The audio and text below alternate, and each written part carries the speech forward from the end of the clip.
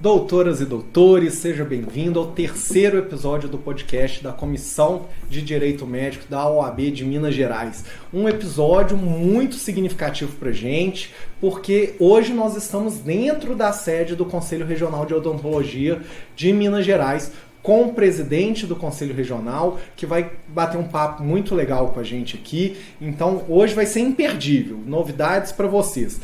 Para bater esse papo com a gente, ao meu lado, como sempre, nossa ilustre vice-presidente, doutora Lara Alcântara. Olá para todo mundo que está ouvindo a gente no podcast, para quem está acompanhando no YouTube. Muito feliz e satisfeita mesmo de estarmos aqui hoje. Tenho certeza que a gente vai levar um conteúdo de altíssimo nível para quem estiver acompanhando esse podcast. E para participar desse bate-papo, além do presidente e da nossa vice-presidente da comissão, temos também a doutora Iglésias Rabelo, que é procuradora adjunta do Conselho Regional de Odontologia e também membro da Comissão de Direito Médico, e o doutor Robert Lacerda, que é assessor jurídico aqui do Conselho Regional de Odontologia e também participa da Comissão de Direito Médico, para bater um papo com a gente. Olá a todos, é um prazer estar participando. Esse projeto da comissão é um projeto interessantíssimo e falar do direito e da odontologia é um prazer. Nós estamos muito empolgados, vai ser um bate-papo interessantíssimo. O projeto tem sido enriquecedor e hoje certamente nosso debate vai alcançar um amplo número aí de conhecimento. Ótimo. E deixei para o final, não menos importante, nosso presidente do Conselho Regional de Odontologia, Dr. Rafael Castro Mota, que além de presidente do Conselho Regional, é cirurgião dentista, mas também especialista em direito médico e da saúde. Dr. Rafael, muito obrigado por ter topado esse desafio com a gente, ter aberto a casa dos cirurgiões dentistas, da odontologia para a gente. É um prazer estar aqui batendo esse papo. Muito obrigado mesmo. Eu que agradeço, a visita, excepcional visita do Dr. Bruno aqui Carvalho, da doutora Lara Alcântara, imprescindível esse trabalho conjunto, já há muito tempo a gente falava de discutir o direito odontológico, e uma grata satisfação também saber que a comissão adotou até mudança da nomenclatura do nome, para direito médico e da saúde, contemplando essas outras atividades da área da saúde. Isso é muito importante, nos dá um sentimento de pertencimento muito grande. Não, obrigado demais. Vocês que estão nos assistindo, o papo vai ser interessantíssimo, mas não deixa. Quem estiver aí escutando no Spotify, marca lá, avalia pra gente, vai lá na nossa página do Instagram também, Comissão Direito Médico OABMG. A gente vai fazer um post desse podcast lá. Comenta se vocês gostaram, curtiram, e depois também a gente vai deixar a gravação desse podcast no canal da OAB no YouTube, tá? OABMG. Doutor Rafael, uma curiosidade que todos nós temos de saber um pouco da sua trajetória. Por que cirurgião dentista? Escolher essa profissão e depois por que também fazer uma especialização em direito médico, que isso acredito que não seja comum se encontrar um cirurgião dentista com esse tipo de especialização. Também entrar para uma instituição, pleitear um cargo aqui como presidente do Conselho Regional, que apesar de ser uma instituição, um conselho profissional, não deixa de ser uma instituição política também, Então eu queria que você contasse um pouquinho pra gente dessa experiência, dessa sua trajetória, que é muito importante. Na verdade eu fui convidado, um tempo atrás, para ser chefe de gabinete de um município, Então esses desafios de conhecimento de legislação, especialmente direito administrativo, contratos, licitações, essas coisas foi me atraindo para o direito, E quando veio a coincidência de ser candidato e eleito conselheiro aqui no CRO, realmente eu fui o único dentista eleito do grupo que tinha bagagem jurídica, E isso já me atraía muito. E convivendo no dia a dia aqui no CRO, eu vi a necessidade também de fazer, já tinha feito, pós-graduação em Controladoria e Finanças, gestão pública, e aí eu queria muito fazer direito administrativo, mas eu optei primeiro por fazer direito médico, Então o pessoal falou, por que você não fez odontologia legal? Não, mas eu não queria odontologia legal, eu queria direito médico mesmo. E aí fiz essa pós-graduação para me ajudar justamente nas normativas que a gente já redigia, usualmente, E o que me espantou muito no conselho desde o início foi a falta de muitas regulamentações. né, internas mesmo, né, a falta de um plano de cargo e salário, a falta de certas normativas, né, database de reajuste de funcionário, uma série de normativas que a gente estava acostumado na administração pública municipal, né, aqui era ausente, né, então faltava um pouco de gestão mesmo profissional, e a gente veio trazendo essa estrutura mais de ponta, né, estrutura profissional para dentro do conselho. Então foi uma bagagem que eu tive no passado que me ajudou muito, tem me ajudado muito aqui dentro.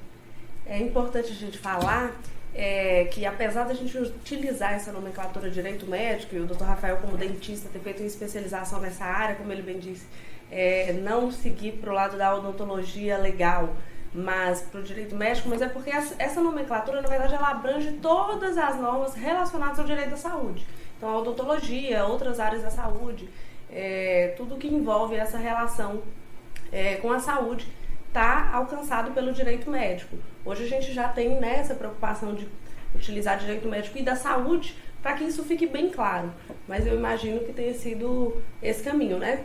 Pegar uma bagagem também que pudesse ser utilizada aqui na edição de normas dentro do Conselho de Odontologia. Doutora Lara, e posso aqui atestar que ter o Dr. Rafael com essas habilidades faz com que o CRO fique na vanguarda em relação à criação de normas, porque ele eleva mesmo o nível de atuação da nossa Procuradoria Jurídica, porque ele tem conhecimento e tem essa visão privilegiada, com esse conhecimento agregado, faz com que aqui se produzam boas normas e principalmente normas que melhoram para os cirurgiões dentistas como um todo. Eu tenho que parabenizá-lo. É interessante a doutora Iglesias falar sobre isso. Eu vou aproveitar e vou perguntar já para o doutor Rafael, porque eu sei que tem várias resoluções aqui do Conselho Regional de Odontologia de Minas Gerais que serviram de fonte, de base, de inspiração para algumas normas do Conselho Federal de Odontologia. Conta pra gente um pouco dessas resoluções e da expertise de vocês aqui nesse sentido. A gente sempre discute, né, os aspectos legais da nossa prática diária, né? Então, uma que a gente criou em 2018, a Resolução 04, foi justamente prevendo dosimetria da pena, né? Então, a gente entendia que ter uma condenação ética e especialmente uma multa ética sem ter um princípio de anterioridade, de dosimetria de pena, estava infringindo um direito, né, do próprio inscrito nosso, né, e passível até de anulação dessas multas, né. Então, em 2018, a gente fez a Resolução 04, prevendo a dosimetria das penas previstas no Código de Ética Odontológico, porque quando a gente chegou aqui tinha uma certa aberração, né, o colega às vezes era condenado a uma pena mínima ética, que era uma advertência confidencial, mas tomava uma multa de 25 anuidades. Né? Então, não tinha parâmetro. Né? Então, a primeira coisa que a gente fez foi criar esse parâmetro em 2018, e, inclusive, nessa própria resolução, a gente também criou o Instituto da Transação Penal, né? Que no direito é só para as penas mais brandas, né? Mas aqui a transação penal pode ser em qualquer tipo de condenação. Quando é condenado a uma pena maior, evidentemente, transaciona para uma pena inferior, imediatamente inferior, não a extinção da pena. E além disso também a gente pode comentar sobre o Instituto da Suspensão Cautelar, que foi adotado pelo Conselho Federal como interdição cautelar. Conta pra gente como que funciona hoje, quais são os requisitos. A gente está com o Robert aqui também, que é do jurídico de vocês, se você quiser explicar pra gente quais são os 4 requisitos que hoje o Conselho de Odontologia estabelece para aplicação da interdição cautelar do profissional cirurgião dentista. Fala um pouquinho pra gente sobre isso. A gente até, na verdade, para a suspensão cautelar, é uma das normas. Surgiu aqui em Minas, o primeiro instituto de suspender, né, interditar o cirurgião dentista, surgiu aqui em Minas na resolução nossa. Não havia norma federal e a gente editou essa resolução que previa a suspensão no caso do dentista extrapolar a sua área de atuação. É o que vinha acontecendo no ano passado. Alguns cirurgiões dentistas adentrando a área cirúrgica sem a formação específica em pós-graduação, né, e de reiteradas notificações, né, descumpridas pela... Notificamos várias vezes e a gente começou a perceber que a lentidão do processo ético levava a uma certa impunidade, né, e como não tinha um instituto de interditar, suspender o dentista de modo imediato, cautelar, aí a gente criou a resolução em Minas, né? Então houveram umas 5, 6 suspensões. 5, 6. E aí o CFO adotou nosso entendimento e editou uma norma federal, né, para todos os CROs. Então foi algo que realmente surgiu aqui em Minas. E há algumas resoluções que basicamente só tem em Minas, né, para a gente conhecer muito dessa área específica do direito, né, do direito da saúde e a questão ética. Essa medida é muito importante para que o Conselho possa aplicar o princípio da autoexecutoriedade. Nós precisamos ter essas ferramentas para fazer cumprir as deliberações. Poder de polícia, né? Isso, a nossa missão é também garantir a segurança da prestação dos serviços de assistência odontológica.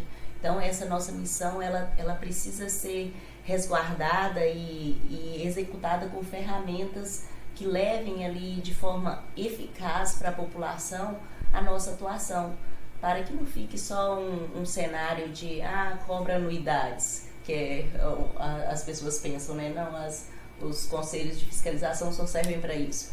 Não, nós trabalhamos muito aqui, tanto em prol dos inscritos, como também em prol da população. E vale a pena ressaltar que, muito embora a suspensão ou interdição cautelar seja talvez uma medida bem drástica, nós sempre tomamos elas pautados na razoabilidade, na proporcionalidade da conduta do profissional.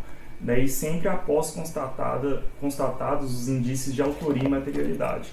Isso nós sempre tomamos cuidado, nos atentamos a isso para evitar quaisquer nulidades dessas medidas que nós tomamos, e até hoje, de fato, não houve nenhuma nulidade, não houve nenhuma decisão judicial que derrubou as nossas cautelares. Excelente, eu fico aqui até com a caneta na mão, que eu vou pegando os insights e anotando, aprendo demais.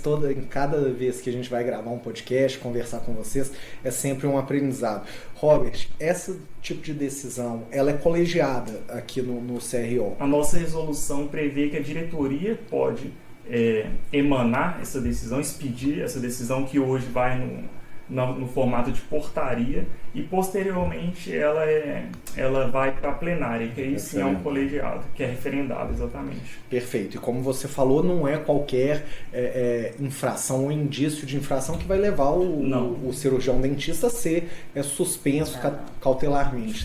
Há toda uma análise técnica, toda uma análise prévia, mas bem robusta, antes de tirar o profissional do mercado, né? Falando na palavra lei. Sim, mesmo que temporariamente, né? Porque a interdição ela é temporária, posteriormente é que o profissional pode vir a sofrer a penalidade ética em si, que é prevista no Código de Ética e na Lei 4324, que eventualmente pode ser suspensão ou cassação.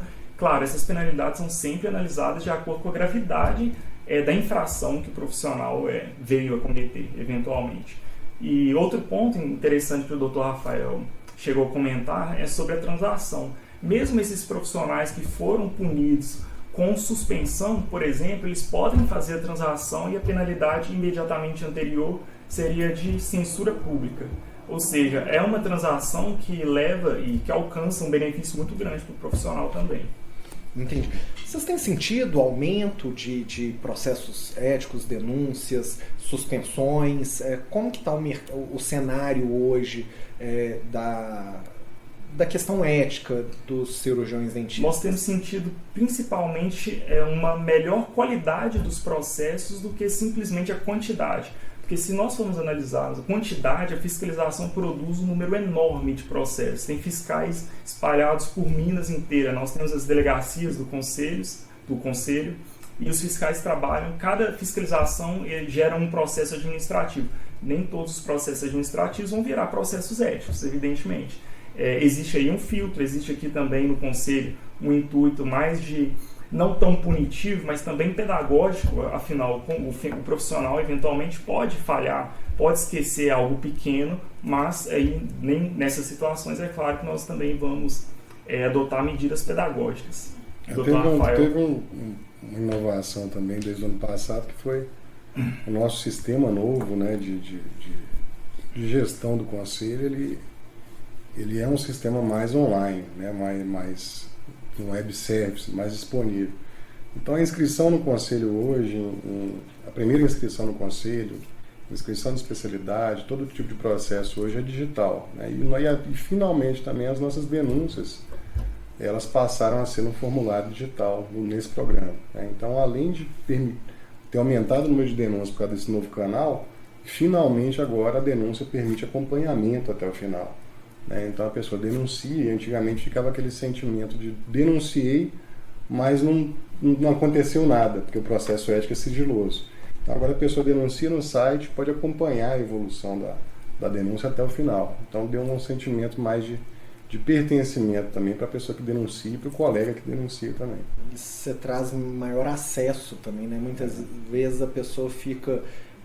pessoas de baixa renda, às vezes têm dificuldade de entrar numa instituição, acha que ali ele não vai ser bem recebido, fica constrangido, achando que entrando num conselho regional de odontologia está todo mundo ali para proteger o profissional, e dando esse acesso, ele às vezes da casa dele fazer essa denúncia, realmente dá uma abertura muito grande. Mas de outro lado, também facilita para qualquer denúncia, né? Porque aí a pessoa que está lá, que às vezes não tem um fundamento jurídico sólido para fazer aquela denúncia, não teve um erro, mas ele da casa dele quer prejudicar alguém e entra ali. Então deve ter muito processo aí que entra o processo, tem que fazer essa triagem mesmo de processo administrativo, né? Certamente. E aí a importância dos profissionais que fazem essa fiscalização terem um conhecimento das normas, das resoluções, mas eu queria puxar uma sardinha para o nosso lado aqui também, da importância, se vocês percebem isso nos processos, quando há uma assistência de um advogado, seja para o denunciante ou para o denunciado,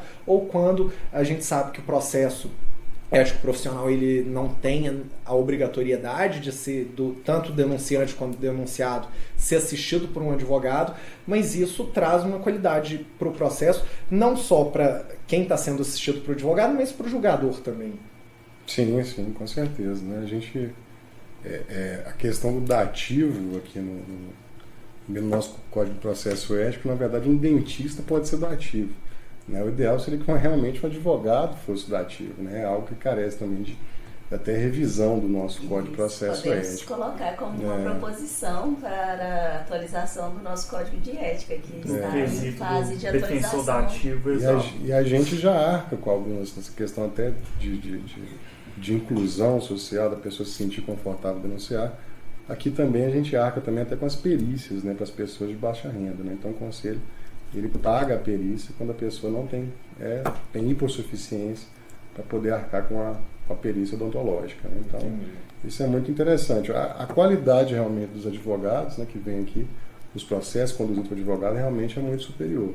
Em que pese que muitas vezes é imprescindível ter o poder de convencimento do profissional envolvido na denúncia, né? Tem processos que chegam aí que a gente tem um cenário da situação do próprio profissional, do dentista, até com relatório de condenação. Quando entra a argumentação do próprio profissional, a coisa muda, né? Que a gente enxerga de outra maneira também. E isso é interessante, a Lara também vai poder complementar. Nas sessões de julgamento, eu gosto muito de fazer isso, porque como nos órgãos, nos conselhos, os julgadores são os pares de quem está sendo denunciado, a gente como advogado, apesar de fazer uma defesa técnica e conhecer um pouco da área, a gente não é o profissional cirurgião dentista. Então eu gosto de dividir um pouco da fala ali, eu falar inicialmente, dar o tom da sustentação, mas sempre trazer o profissional para dar a visão dele do dia, porque a própria contextualização do que aconteceu, isso talvez é muito importante na hora do julgamento, né? Não é só o fato em si, mas em qual situação se deu isso. Acredito que um cirurgião dentista atendendo um paciente eletivo numa estrutura sensacional, com tempo de trabalho, se ele comete alguma infração ali, é diferente o julgamento dele para uma pessoa que está num ambiente sem estrutura, atendendo urgências e emergências, talvez numa prefeitura sem condições, que ali a situação dele e inúmeros pacientes com sobrecarga de horário, o julgamento é diferente. Não dá para você pegar o fato isolado e falar a infração é a mesma, né? O contexto desenhado pelo profissional é importante. E quando você traz essa oportunidade do profissional falar ali no momento da sessão de julgamento, ele consegue trazer a perspectiva daquele momento para os julgadores que são também, né, no caso aqui do Conselho Regional de Odontologia, são também cirurgiões dentistas, e eles vão ter essa percepção do lado do profissional, que apesar da gente ter toda a técnica jurídica, né, a técnica processual, é imprescindível levar a visão do profissional da saúde envolvido nesse processo ético. Eu acho que antes da gente encerrar, a gente não pode deixar de bater numa polêmica, né, Bruno? Estamos aqui dentro do CRO. Eu acho que o que todo mundo vai acabar... Não, vocês não iam escapar dessa, porque eu acho que todo mundo vai ouvir esse podcast esperando a gente falar um pouquinho sobre 230. Porque ainda tem, a resolução 230 ainda gera muita dúvida, não só para os advogados que trabalham com direito médico, mas para os profissionais que trabalham com odontologia. E eu queria que o Dr. Rafael explicasse para a gente um pouquinho onde que ela se aplica, como que funciona isso. A 230, na verdade, ela é uma norma complementar, né? Ela não funciona sozinha, né? Mas ela dá muita má interpretação no artigo 1º. E aí ela veio complementar a Resolução 98. A Resolução 98 é que criou a especialização a especialidade em harmonização orofacial. E nessa criação dessa especialidade, definiu-se que a carga horária lá seriam de 500 horas de formação. E aí houve entendimento do Conselho que certos procedimentos cirúrgicos estéticos faciais não tem como ser contemplado numa formação mínima de 500 horas. Exato. Então criou-se a resolução complementar, que é a 230, que proíbe certos procedimentos cirúrgicos estéticos faciais, né? Procedimentos de automodelação, alectomia, né, blefaroplastia, né, pequena cirurgia, rinomodelação também, né, mas não lift de castanhares, né, mas o que acontece? No artigo 1º fala: fica o cirurgião dentista proibido de fazer os seguintes procedimentos. Só que nas considerações e na ementa da resolução está falando que aquilo lá é totalmente adstrito à resolução 98. Então, na verdade, quando a pessoa vai ler, não lê os considerandos e nem ementa, ele lê o artigo 1º e fala: todos os cirurgiões dentistas estão proibidos, o que não é verdade. Está vedado ao especialista em harmonização facial somente. Então, o que acontece? A nossa lei maior, né, a Lei 5.081, fala que o cirurgião dentista pode fazer tudo que ele aprende no curso regular de graduação ou de pós-graduação.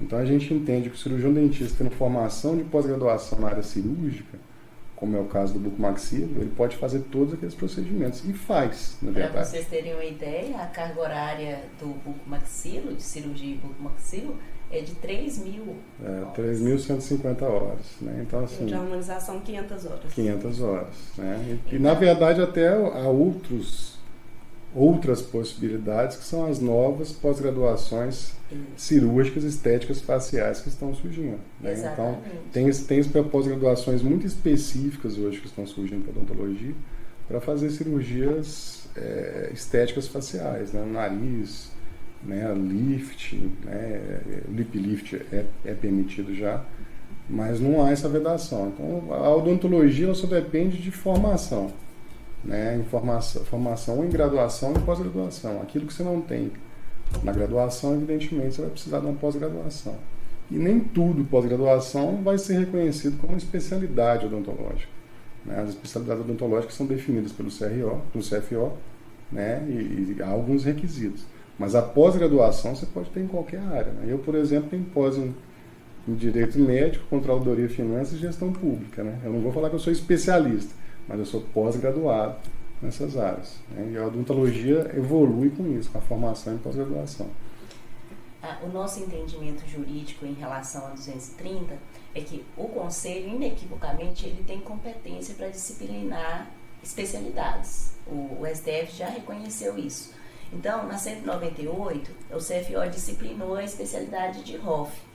E o artigo 3º disciplinava o âmbito de competência do especialista em ROF.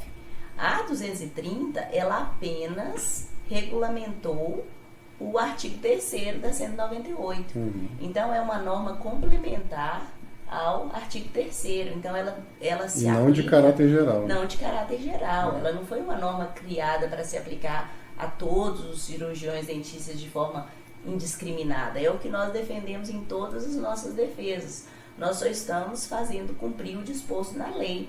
A nossa norma maior, ela é integrativa, ela pode ser complementada por decisões dessa natureza. E até, na verdade, entra a pergunta, né? Mas então por que vocês suspenderam alguns cirurgiões dentistas baseados no 230? Porque nenhum deles tinha curso de pós-graduação. Exatamente. Com a especialização em buco ou em outra área. Não tinha. Área. Então, todos os suspensos, eles não tinham formação em pós-graduação.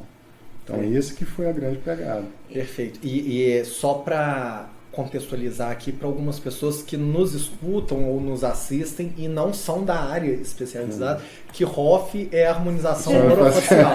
A gente tem que deixar claro que alguns advogados e outras pessoas que nos escutam não têm a familiaridade com esse termo.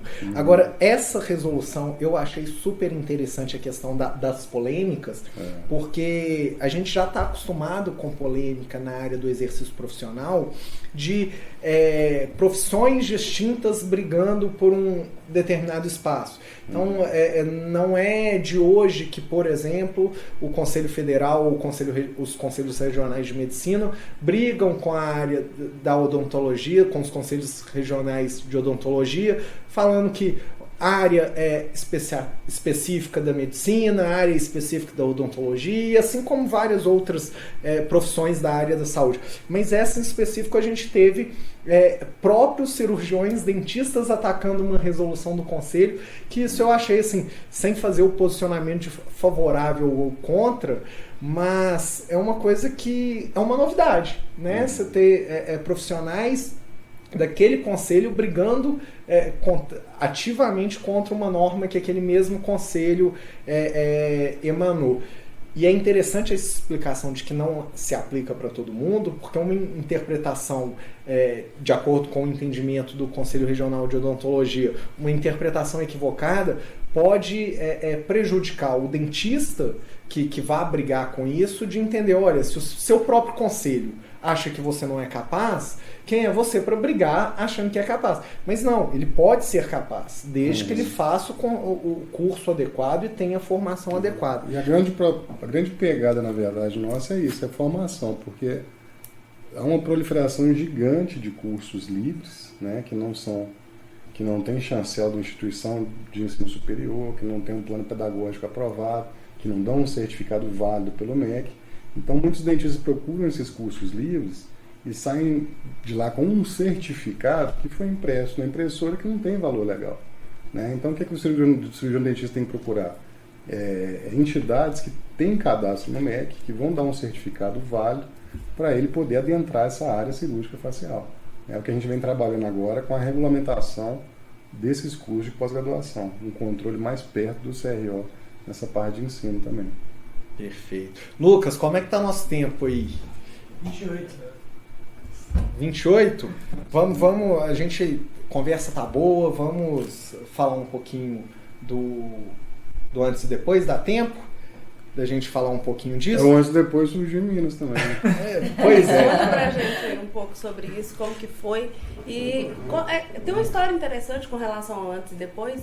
Eu acho que vale a pena o Dr. Rafael contar para quem não está por dentro disso, saber por que essa história surgiu em Minas e por que o Conselho Regional de Medicina de Odontologia de Minas Gerais foi o precursor dessa história aí dos dentistas poderem publicar o antes e depois dos resultados de procedimentos. Isso surgiu na época com o advento mesmo das redes sociais, né?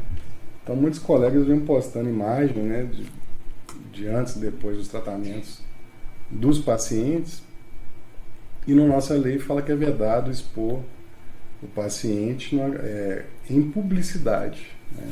Então o que aconteceu? Com o advento das redes sociais aí, isso foi proliferando muito rápido, de uma forma que a gente não conseguia nem ter controle mais, né? Estava difícil até de controlar. E a gente tinha que abrir uma batelada de processos éticos contra isso, né? E aí a gente fez o entendimento, eu redigi na época uma nota técnica, conceituando que se aquele perfil de rede social fosse fechado, com acesso controlado aos seus pacientes fossem seus seguidores, aquela divulgação de imagens ali não seria publicidade, ali seria equivalente a um portfólio que você teria equivalente no seu consultório. Então, o paciente chega no seu consultório, tem um portfólio de casos impressos seu para ele olhar. Então, a gente conceituou dessa forma, dizendo que seria um portfólio virtual, um ambiente virtual fechado, com acesso, isso não seria considerado publicidade. Então, não teria violação da Lei 5.081. Então, eu soltei essa nota técnica com esse entendimento em Minas e, evidentemente, recebi uns 10 processos de outros presidentes, né? Outros presidentes entraram com processo com a gente, falando que a gente estava descumprindo, né? A 5.081, a Lei 5.081. Só que aí virou uma comoção nacional, né? Minas tá certo, é isso mesmo e tal. E os outros dentistas de outros estados cobrando, né? Não, vocês têm que fazer aqui também. Então virou aquela loucura. Só que aí veio o comando do CFO que a gente revogasse essa nota técnica, né? Ela durou mais ou menos uns 2 meses. Né? Só que aí, assim, aquilo foi provado que teve um impacto positivo fantástico na classe odontológica e para o paciente também, que passou a conhecer os resultados possíveis, né, de casos odontológicos. A pessoa às vezes tinha uma deformidade facial, tinha um problema de maloclusão, e quando o dentista postando a foto de antes e depois, o paciente se identificava, né? Eu tenho esse problema também e eu não sabia que tinha um tratamento. Né? Então, o impacto para a saúde pública também foi notório. E aí o CFO, 4 meses depois, editou uma norma de caráter geral, né, a Resolução 96 de 2019, e permitiu a divulgação, o primeiro conselho da área da saúde que permitiu a divulgação de imagens de antes e depois. Né? Então foi uma batalha nossa aí, a duras penas, né, mas que resultou num impacto muito positivo para a odontologia em geral. Já que a gente está falando de antes e depois, e a gente ainda tem um tempinho, eu acho importante a gente esclarecer, Rafael, sobre a questão do transcurso de procedimento. Sim. Postar imagens ali do momento, a realização do procedimento, fazer procedimento ao vivo, isso continua proibido. Exatamente. Na verdade, nessa 96, que foi essa norma do CFO, que permitiu a divulgação de imagens de diagnóstico e resultado, ela fez uma ressalva na proibição da divulgação do transcurso do tratamento. E aí a gente teve até uma reunião esse ano em Natal com todos os presidentes dos CROs, e como a norma veda estritamente, ficou entendido, né, de forma geral, que o transcurso é proibido quando evidencia uma técnica que deveria ser reservada a um profissional habilitado. Então, se você mostra em público uma técnica que deveria ser reservada a um profissional habilitado, você tem lá um risco de saúde pública. Uma pessoa, um aventureiro, pode se aventurar a aprender aquela técnica na internet e tentar replicar. Né? Então, esse que é o motivo da proibição do transcurso cirúrgico. Então, o transcurso cirúrgico está proibido quando é a denunciação de uma técnica que deveria ser reservada. Né? Então, se você está expondo como se faz uma cirurgia na internet, você está causando um risco à saúde pública.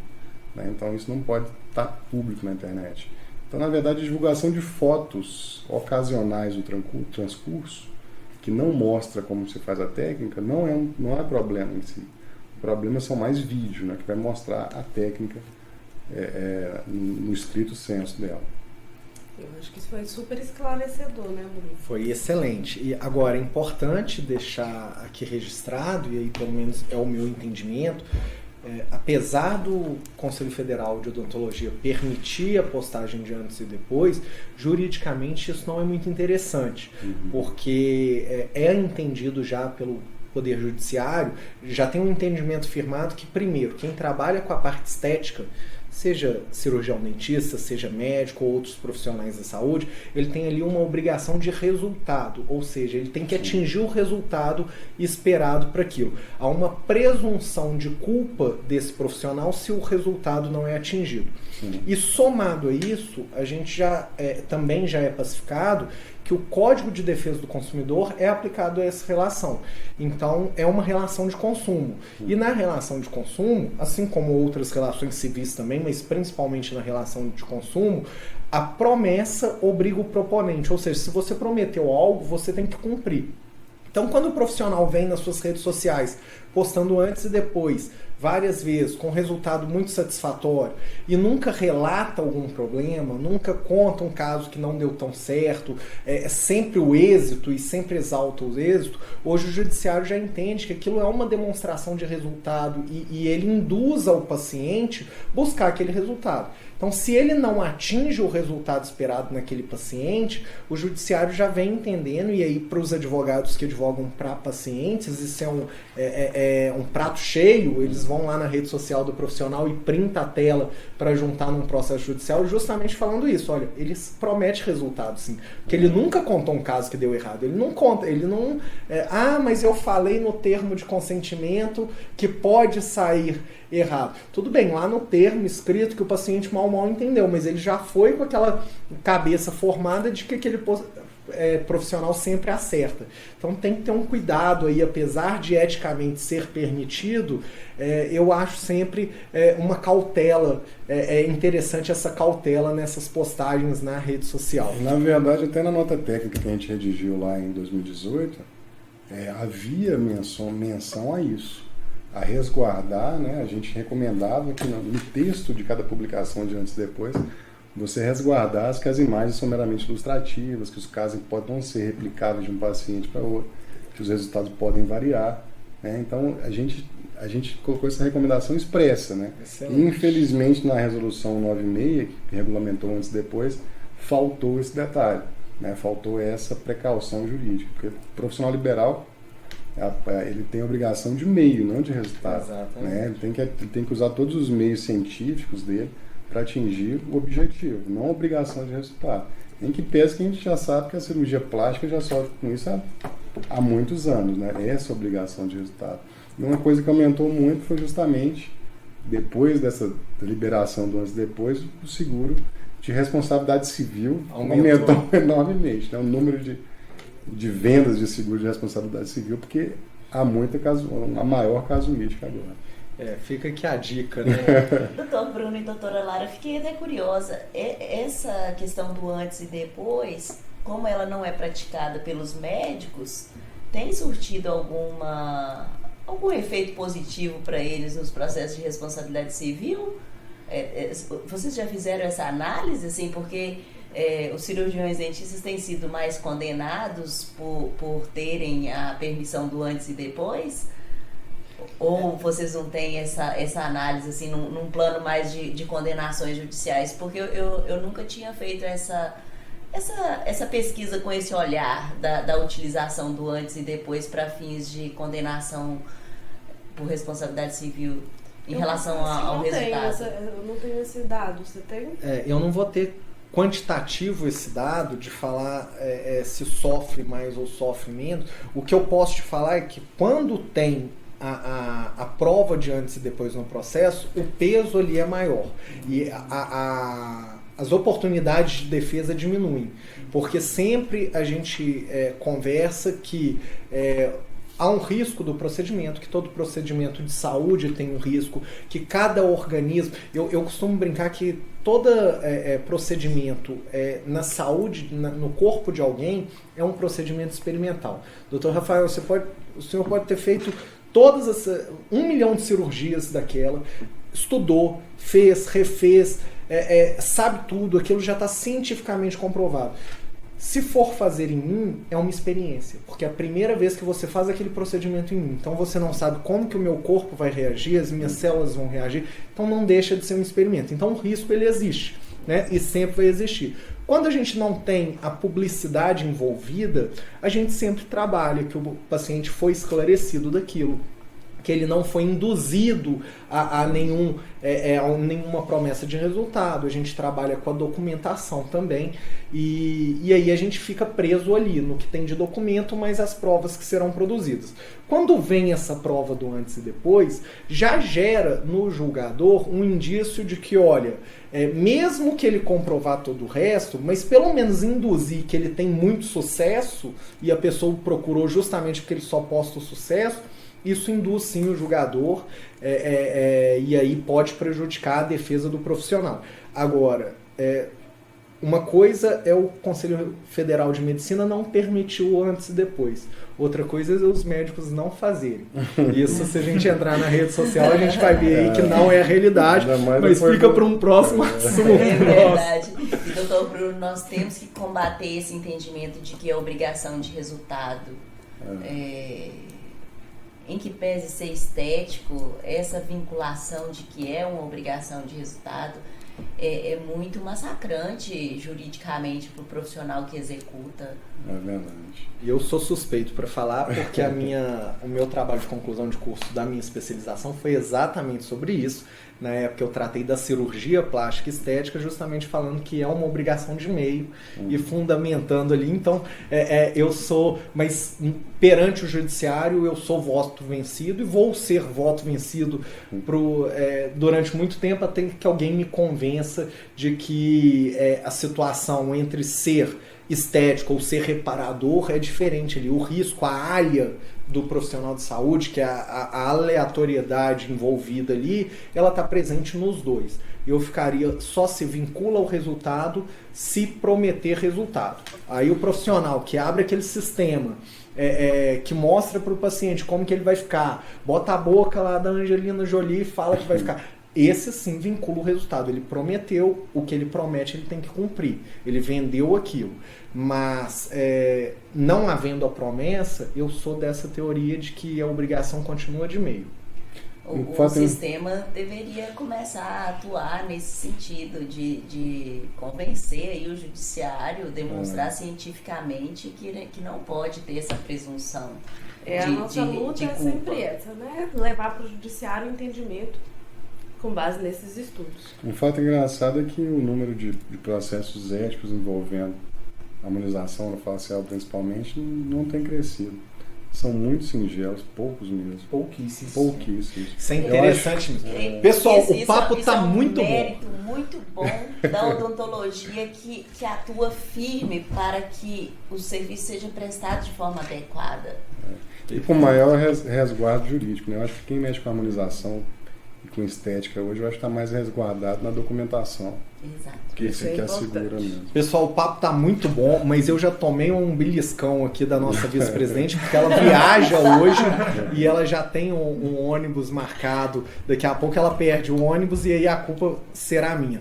Doutor Rafael, muito obrigado. Doutor Robert, doutora Iglesias, papo muito gostoso. A gente tem que voltar. Tá? Ou então que vocês irem lá na OAB para a gente fazer um outro bate-papo, gravar isso, porque tenho certeza que todos vocês gostaram. Deixe a opinião de vocês aí no nosso Instagram, repetindo, @comissão Direito Médico OABMG.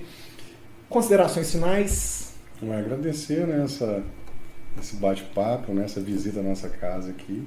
E, na verdade, são muitos assuntos a discutir, né? São diversos assuntos a discutir. Ainda bem que temos o GT. Isso, agora a gente tem um grupo de debates em direito odontológico dentro da comissão. E eu acredito que a gente vai repetir esse papo aqui muitas vezes, porque temos realmente muito assunto para tratar. Com certeza. Considerações, Robert? Final, despedida? A visita de vocês foi excelente, principalmente por nos dar voz, né, para a gente conseguir levar ao público a visão de quem está aqui dentro do Conselho. Isso também é muito bacana. Perfeito. Somente agradecer, muito obrigada. É uma honra fazer parte também da comissão. Muito obrigada. E vocês são sempre muito bem-vindos. E vamos produzir conhecimento e gerar energia boa para todos. Maravilha. É isso, né? Pessoal, é isso. Mais uma vez, muito obrigado.